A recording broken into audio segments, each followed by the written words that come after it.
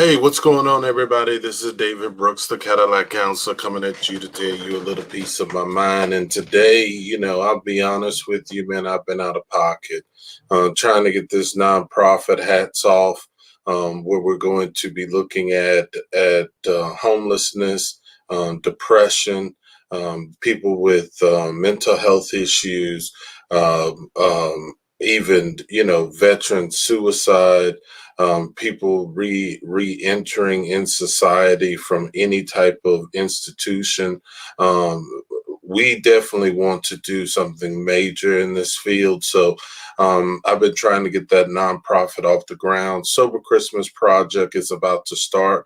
We're in the process of dealing with a church called FCF in Frederick. So we have about, 600 gifts that are going to be going out for Christmas to anybody that is in an inpatient or not going to be home during Christmas. So this is a major thing for me in my world, and I definitely want to make sure that we get some gifts to some people out there. You got me? So today I want to really talk about self-esteem. A lot of people really struggle with self-esteem. They struggle with what direction they want to go in their life. A lot of these struggles are due to the way that they talk to themselves. I've noticed that people have issues with negative self-talk. And what's negative self-talk? Always saying that I should have been able to do that. If I would have been able to do this, then I could have done that.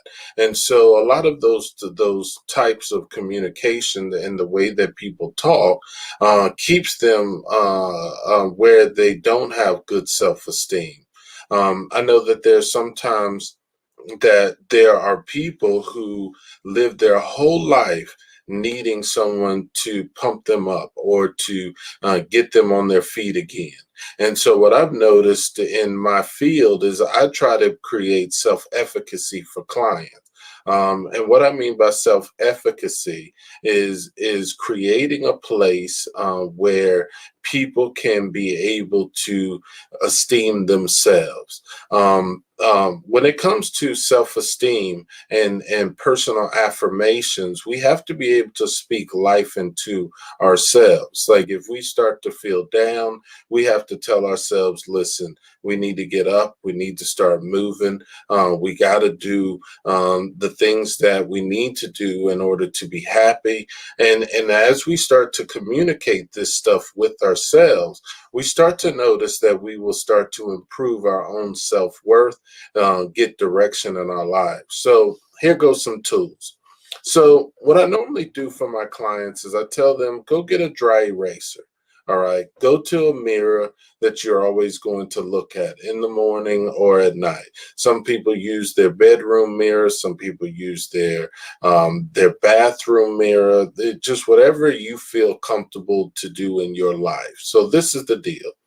You go on you wake up in the morning and you write something positive about yourself, how you feel about yourself, and it could be just I'm going to try to love myself today.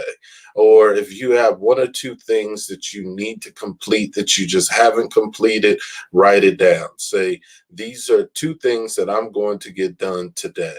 And what I've noticed is that if we go back to that mirror at the end of the day before we go to bed, then you go and you erase that. Hopefully you got the item done, you completed the obstacle, or you kept something on your mind that's positive. Then at night, you tell yourself something about yourself that's good. That you helped someone today, or you were there for someone that needed you, or just anything positive about yourself. And then go to sleep on that, with that being the last thing. Don't jump on your phone. Don't do anything in between that. Write that down and then go lay down. When you wake up in the morning, you want to reread it again, and absorb it, and then erase it. And then when you erase it, write something down for the next day. And so if you keep doing that, and I'm going to tell you, do that for 14 days. If you do that within 14 days, I've noticed a lot of improvement coming from my clients. A lot of times they now are starting to see themselves completing tasks that they normally would not complete, which then improves their self-esteem and their self-worth. A lot of people stay in guilt too long, and a lot of times they're guilty because they're just not accomplishing or they're not doing the things that they need to do. This is a perfect tool for you to use. The second thing, shame. Get yourself out of shame as quick as possible. Guilt is okay, shame is not. The difference between shame and guilt is normally when we feel guilty, it's that we have one, two, or three different options and we choose the wrong one. That's okay. But when we're in a place of shame, shame is normally whenever we believe that we only have one way and the way that we have to live is detrimental or destructive to our life. And then what happens is we feel like we have no other option and then we live in shame. I've worked with people who prostituted, felt like that was the only way they can make money. So what happens? They end up prostituting for much longer because they don't believe that they can get out of it. You want them to be in guilt so that they have a different option and they're just choosing the wrong one. But if you're continuing to choose only one option because you think that's your only option, normally you are feeling shameful because of that. There's a lot of other tools, but I just wanted to kind of throw a couple things at you. I don't want to overwhelm you today, but I definitely want you to start looking at, how do you talk to yourself? Are you esteeming yourself? Or are you putting yourself down? Now, being realistic with yourself is okay, because a lot of times people don't want to be realistic with themselves. And if you're not accepting where you're at, if you have issues with mathematics or you have issues with cleaning up or organizing, admit it. Admit that these are some issues in my life, and then start using your own affirmations on the mirror and just say, I'm going to clean up one room. I'm gonna wash the dishes today. Whatever it is, start telling yourself to do at least 1 to 2 things. Then as you get that rhythm going, then you'll start to see yourself doing much more in the day.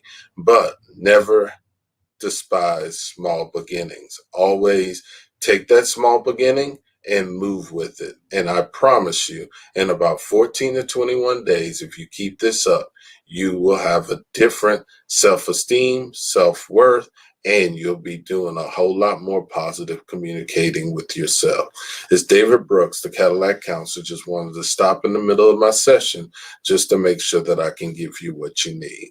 All right? Take it easy. Bye.